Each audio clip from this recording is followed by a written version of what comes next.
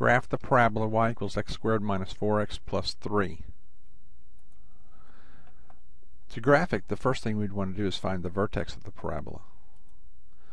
So rewriting the equation with a 1 in front of the x squared. By the way, the 1 in front of the x squared is a positive number, meaning that our graph is a parabola that's going to be opening upward.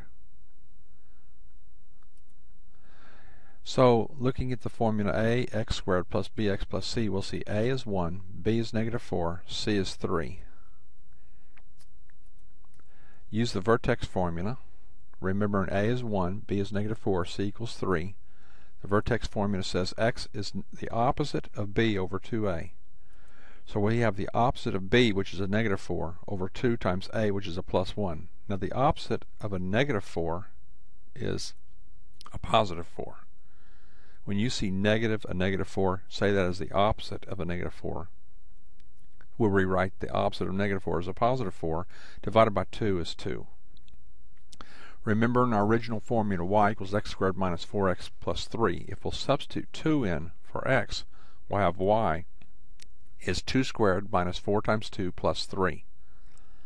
2 squared is 4. 4 times 2 is 8. And you have plus 3. Notice 8 is twice 4. And the sign on the 8's opposite. Whenever you use the vertex formula, you're going to find out always,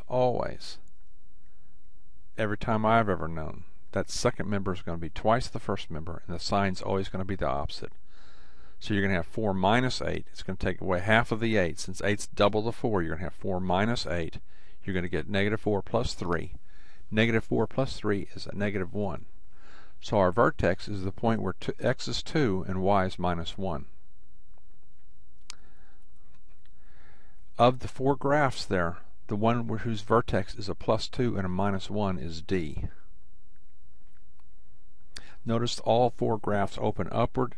You always open upward. Whenever you say y equals x squared, it doesn't matter what comes after that.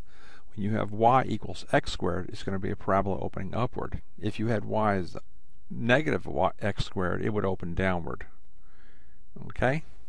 Because you want y to be a positive number. Since you're squaring x, you're going to get a positive number. So the positive numbers go which way? Upward. So the graph opens upward.